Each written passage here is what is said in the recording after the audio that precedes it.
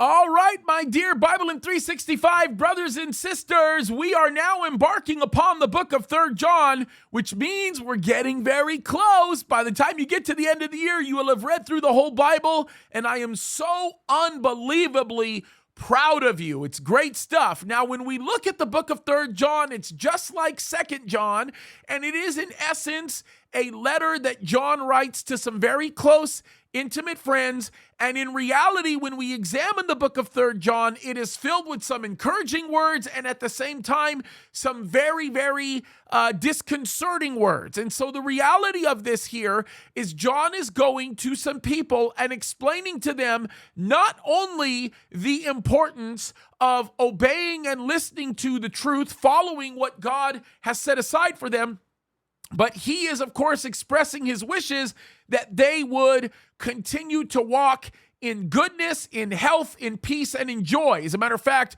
when you read 3 John verse 2 and verse 4, they both make references to this, right? He starts off by saying, I pray that you may enjoy good health and all that brings, or that all that may go well with you, right? He says that, and then later on he says, I've got no greater joy than that my children are walking in the truth. And so John is wishing for them good health. He's wishing for them strength, but he wants them to walk in the truth. Now, it is really interesting because when you start having a conversation about people who weren't walking in the truth, it becomes very heartbreaking, and it's obvious that it's heartbreaking for John as he writes about some of these people, right? Like he is going to get into a conversation of Diotrephes, which, by the way, was a terrible example, or actually a good example of a false teacher, right? And a very, very difficult situation in how he was domineering and how he was coming in and sort of forcing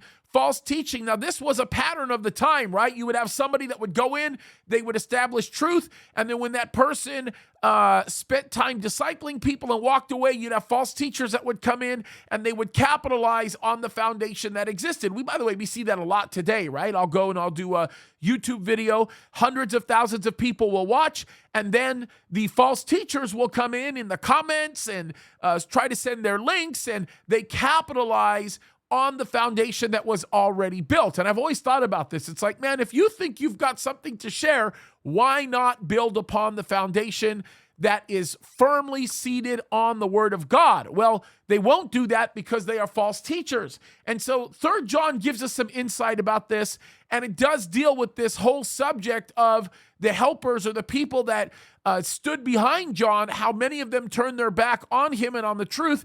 And yet one amazing thing you see, it's the pattern established in 1 John, 2 John, 3 John, and that is the fact that John steadied on and continued doing the work. And no matter how difficult things get for you, the encouragement here is steady on and let God do the work that he wants to do in you. Hold fast to the truth, do well, and let God inspire you to righteousness. God bless you guys.